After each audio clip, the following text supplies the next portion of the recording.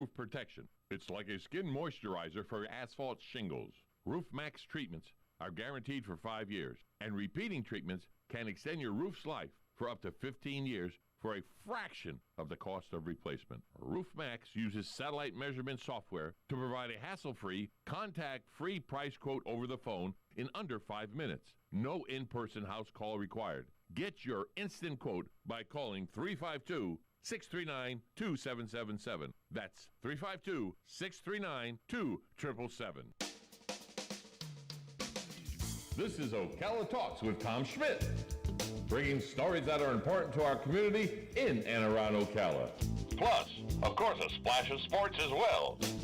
Now, here's your host, Tom. Welcome back to a Monday. It is the day after Mother's Day, Monday, the 10th of May. We're already 10 days into the 5th month of the year. This, unlike 2020 that took forever, 2021 seems to be flying by. Galen Unoff from Life South joins us. Galen, it's the 10th day of the 5th month. I mean, this year's progressing a lot faster than 2020, and I'm glad to see it.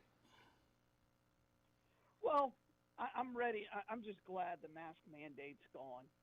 I think that part of this whole thing is behind us. So just keep moving forward. Daytona International Speedway announced yesterday that the Coke Zero 400, which no longer is on July 4th, that's in late August, the last week of August. I don't even want to don't get me started on the problems I have with that. But the Coke Zero 400, 100% capacity at the Daytona Speedway. That'll be interesting, right? That's going to be there are going to be a couple of events between now and then to see really how people respond. But it'll be interesting to see where NASCAR is in the world. 160,000 can fit in Daytona. I'm curious how many they actually get. I've not been that impressed with NASCAR this year. We haven't talked about it since Bristol, right? With the dirt track. Yeah. The races haven't been that great. You know, they're trying to find something that makes it compelling to watch. When you have to go to gimmicks, not a lot that's compelling to watch. When you have to go to gimmicks, doesn't that mean you're on your way out? Well, I don't think NASCAR will ever be on its way out. But I just, it's kind of boring, right? It used to be so fun, but here's the problem. They became cookie cutter. And there's no longer any, Tony Stewart, I think, was the last really, really over-the-top personality. And I know people want to make the Bush guys that. The Bush guys are just jerks. They're not over-the-top personalities. They're just jerks. And they're, Brad Keselowski, he's a jerk. So there's not really the over-the-top personalities like there were, or huge fan favorites like Junior was, or like Jeff Gordon was, or like Jimmy Johnson was. So I think they're in the middle of an identity crisis, really. That's not unfair. You got Denny Hamlin. Yeah, but he's boring. Yeah, Clint Boyer isn't boring, but he doesn't win enough. He doesn't win enough. Well, he doesn't win at all now. Right. He's in the booth, and you've got Jeff Gordon's in the booth, and those are two guys who aren't naturally. Jimmy Johnson's in IndyCar. Clint Boyer could be very good, yeah. And Jimmy Johnson being in IndyCar is actually helping IndyCar. Of course it is. I don't know. I'm just not feeling it. I'm going to say it. And I don't care if people get angry with me or if NASCAR doesn't like it, because people that are big NASCAR fans will know what I mean by this. They need to neck it up a little bit. They got away from their roots, which was ridge runners and the neck realm. And I'm not saying wave the stars and bars at races or anything. I understand why that had to go away, and I'm so okay with that. But you still got to get a little backwoods in the NASCAR, because that's where NASCAR came from. I understand. It's too polished. Right. Right. Everything's perfect. And if you go to if we're talking about the roots of racing, The way it's always been is that's always been the indie crowd who are Polished. more Yes, about exactly. polished. And while we're talking about that, one thing that's not gotten any pub, the new car for next year is going to destroy racing because it's all about downforce, right? So historically, NASCAR has used aerodynamics really to push down the car for downforce, which allows you to travel and to follow very, very close behind. So what they're talking about now is creating more downforce because they want to be able to do more street circuits because for some reason they think that the man in Kentucky wants to see how they can go through a chicane, which just isn't true. Okay, first off, the guy now they're not going to be able to follow. The guy in Kentucky thinks a chicane is something his wife wears sexy when she comes to bed. Okay. All right, that's and you are not wrong, and that's the real concern I have. So Well, but I don't know where NASCAR's going. Is it every time a new car design come out though? Don't we always think, here we go, NASCAR screwed up again? But and we've been right every time. Every time. We've been right. I struggle with what NASCAR's trying to be. I really do. I'm trying. NASCAR struggles with what they're trying to be. Yeah, and it gets a little frustrating. So I don't know. I really don't. So let's go back to Mother's Day for a minute because something special happened yesterday at Truist Park, and I bring it up for two reasons. One, it was Mother's Day. Freddie Freeman, during an interview that was pre-taped that they showed at his at-bat in the fifth inning, Freddie Freeman during that interview says he promised his wife a home run. And as that interview is playing, a pre-taped interview is playing in the fifth inning, lo and behold, he hits the bomb he promised his wife. So ESPN, Buster Olney with the interview, they got really lucky there that it was great TV with the home run. It's not Babe Ruth pointing, but it is a man saying he's going to hit a home run for his wife as he's hitting the home run for his wife. So that was pretty cool. But the reason I bring that up is the Braves win 6-1 last night. The day before, they went into extra innings, and I don't know if you saw any of this game, but I watched the game on the replay. And in the bottom of the ninth inning, Pablo Sandoval hits a 2-run homer against Philadelphia's closer to tie the game 3-3. Then they go to the 10th inning. The 10th inning, Philadelphia puts a man on second. I love this rule because Philadelphia gets the bases loaded, but the Braves get out of it. Then the Braves in the 10th inning put a man on second. They get the bases loaded, and then they get out of it. And then the 11th inning, Philadelphia scores 4 runs in the top of the 11th inning. So now it was 3-3. It was 3-1 till the 9th inning. It's 3-3 after 9. After the top of the 11th, it's 7-3. And then the Braves, all they do is score 5 runs in the bottom of the 11th to win the game 8-7. Then they won 6-1 yesterday. That's the kind of thing that can kickstart a team towards greatness, I think. Oh, I don't think you're wrong about that at all. And again, it was a fun. I saw the recap. It was really, really late last night. I enjoyed that game. I really did. I thought it was a great game to watch. So, yeah. I love this rule in the 10th inning where we've done it in softball for as long as I can remember. You go to extra innings in softball, you start somebody on second base.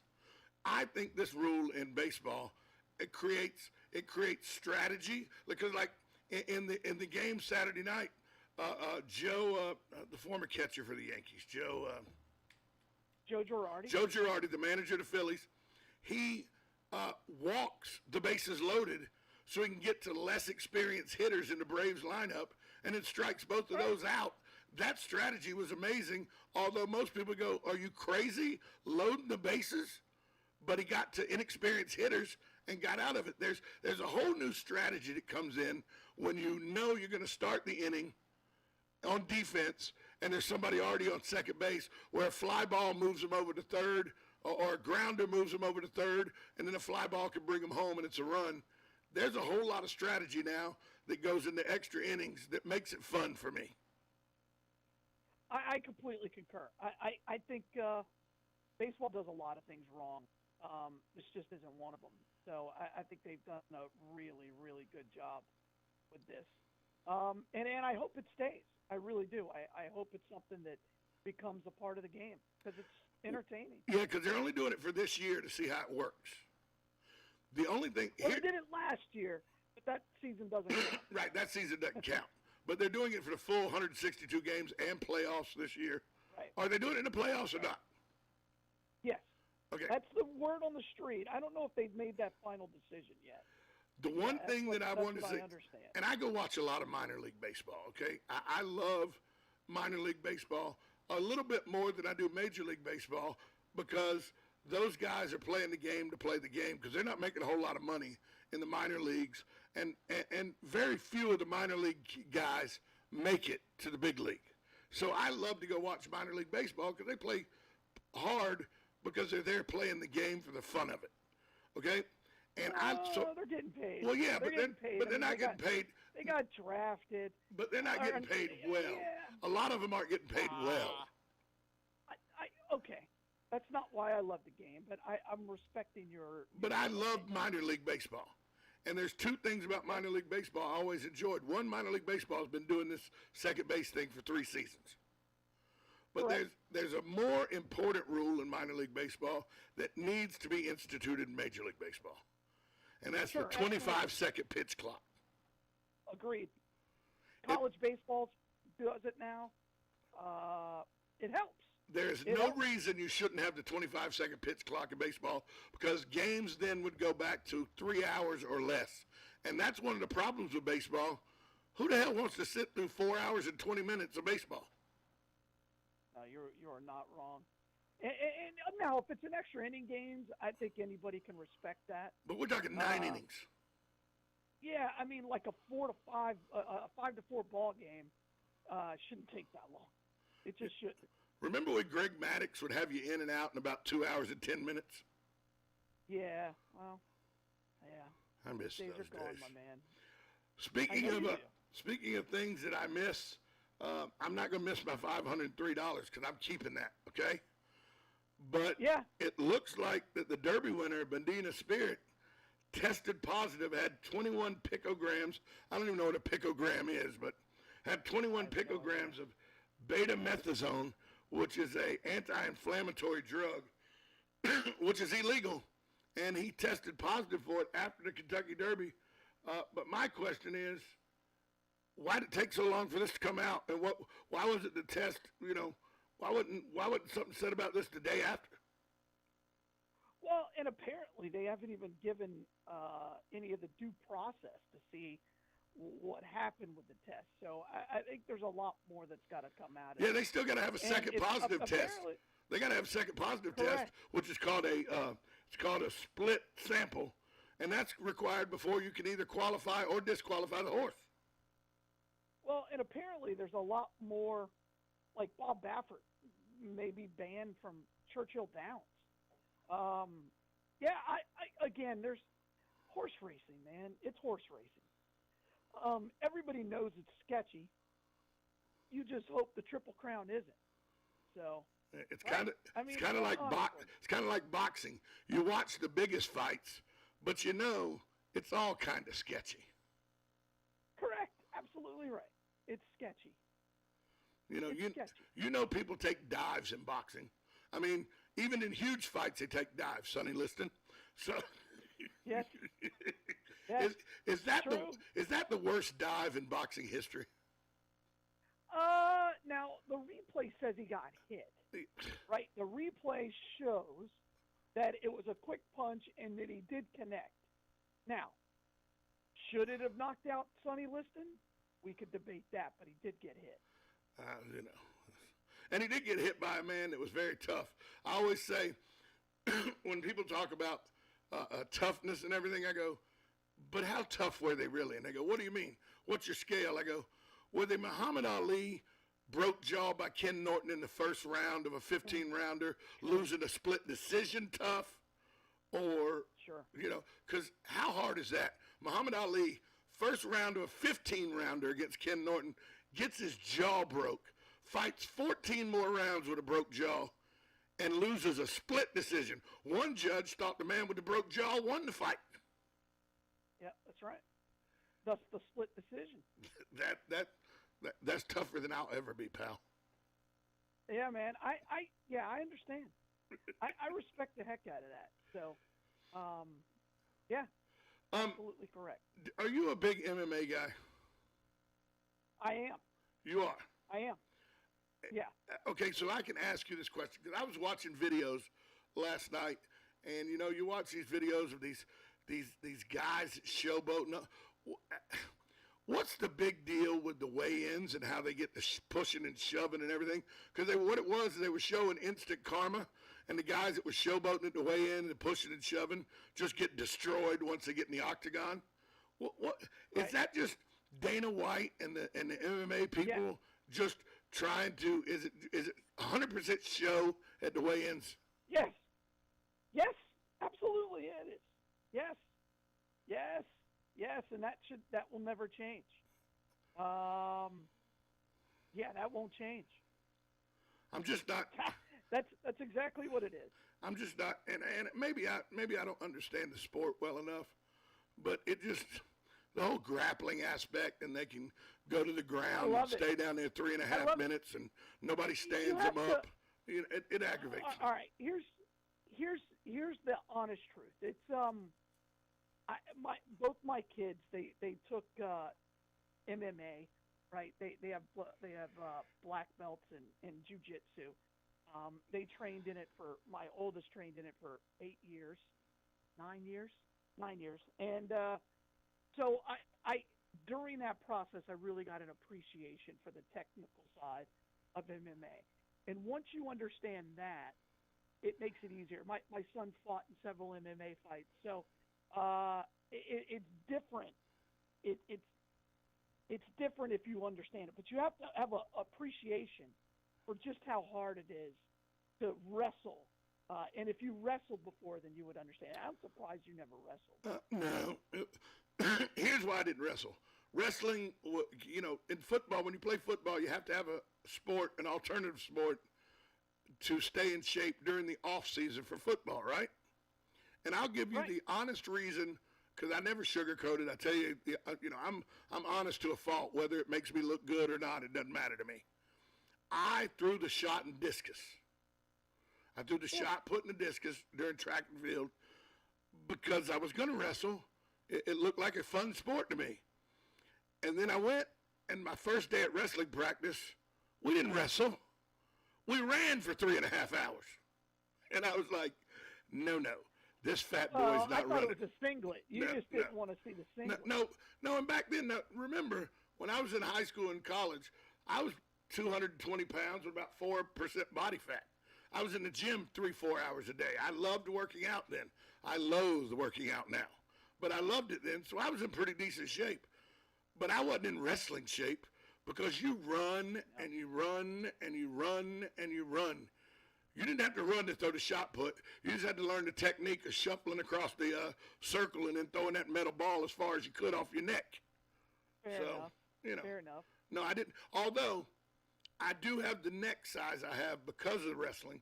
I got a stinger in the 10th grade, and my left side was numb for like 3 hours.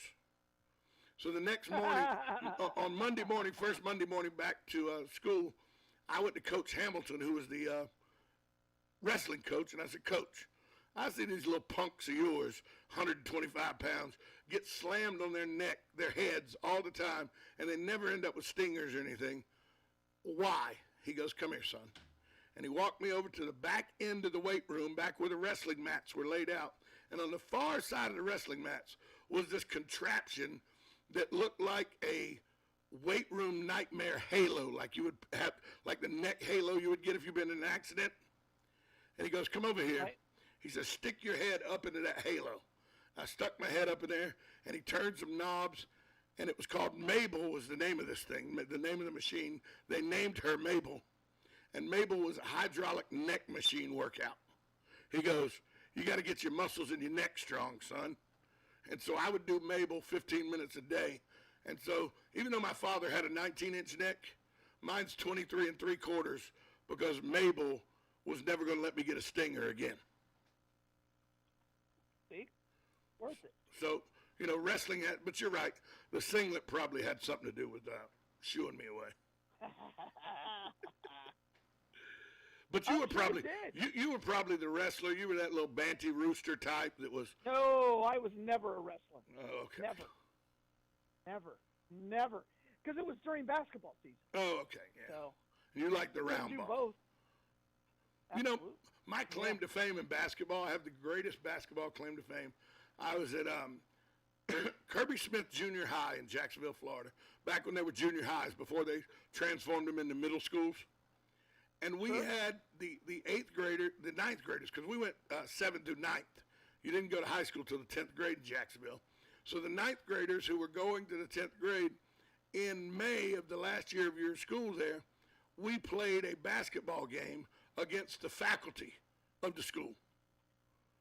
And my claim to fame was I got to play power forward one play. I was in for like 10 seconds, 20 seconds in the whole game. I got to play power forward. Somehow a ball ricochets right into my hands, and I hip checked my art teacher. She ended up against the back wall, and I scored 2 points. You're a terrible human being. Hey, if you don't want to get hip checked on the low block, don't get down there. I'm with you, man. How's that wrong? I'm with you. She was down there guarding me on the block. I gave her a little hip check. Should have known better. Should have known who you were. I mean, I'm 5'8". She was 6'1". Who had the advantage there? That's fair. It's a fair point. If you're on the low block, if you get hip checked, that's on you, not on me, pal. I'm with you. The fact that I act like I know what I'm talking about by saying the low block, you know what I'm saying? I love the hip check, man. I just, and you can envision, I was almost like Charles Barkley. I was so good with the hip check down there. I believe that. Sure. Did Barkley? We got about 3 minutes. It is speaking of Barkley and basketball and power forwards. Can we say he's one of the 2 or 3 best power forwards ever to play the game, just because he did it at 6'3"? Power forward, 1 or 3. No, you can't. I don't know. No. To play that position and be only 6'3" is amazing. Well, Karl Malone's the best power forward ever. James Worthy. I have to put some. And then do you classify Tim Duncan as a power forward or a center? Well, that's when you get a whole bunch of wieners, Durkin, Nikovic. I'd have to really think about that. Because Moses Malone at 6'10" played center. No, Moses Malone was not 6'10". Moses Malone was like 6'8". Well, he was listed at 6'10". Just like Barkley was listed. Just like Barkley was listed at 6'5". Maybe it's the Philadelphia 76ers that just couldn't measure people properly. Well, he played for the Bullets too. Bernard King.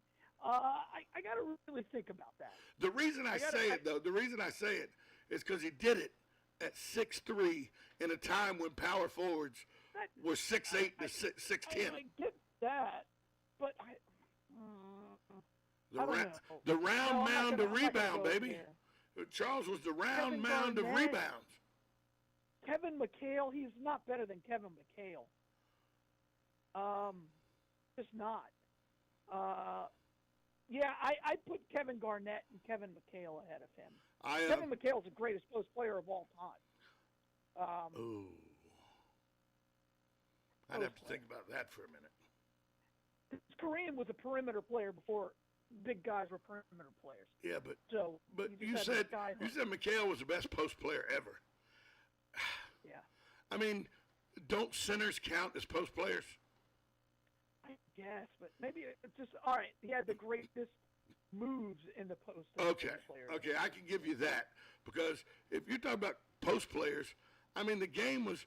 Just imagine if Shaquille O'Neal had actually been a mean person. Do you consider Larry Bird a power forward? Because technically he played the 3. Yeah, he didn't play the 4. He played the 3. He played the 3. He So- wasn't a power forward. All right. But, All right. I mean, could you imagine Shaq as a mean person? How dominant he would have been if he had Bill Lambert's attitude? That's fair. Nobody would have. That hack of Shaq would have stopped about 3 times in Well, he would have been in jail. He would have been imprisoned. for killing someone. Correct. Hey, Correct. Galen, where's the Bloodmobile today? Hey, today we're actually at the Walmart right there on the boulevard, on the way out to the all the way out as you're going to Daytona. So please come by and see us and just get the Life Donate Blood. As always, we're right there on the boulevard, 1607 East Silver Springs Boulevard, lifesouth.org. Galen, I'll talk to you tomorrow, pal. All right, be good. Bye, all. 1370 AM, 96.3 FM. This is WOCA, The Source. Broadcasting from the Ocala International Airport, this is WOCA AM, W242CA FM, Ocala, 1370 AM, 96.3 FM, The Source. It's time for Farm and Ranch headlines on the Southeast AgNet. I'm Tyron Spearman reporting. Peanut farmers are getting their seed ready in the field. The ideal planting date is from May the 1st to May the 15th, so that means farmers will really be putting the seed down for peanuts and cotton in their rotation. Checking on the markets around the world, the Chinese market has been a big buyer of U.S. peanuts. They buy them for edible oil-crushing peanuts, setting a floor on the world market. According to sources, they said the high price of Chinese peanuts has resulted in slow sales for exports. So they're not exporting, they're importing, mainly runner type in shell for the purpose of making peanut oil. Peanut oil prices are stable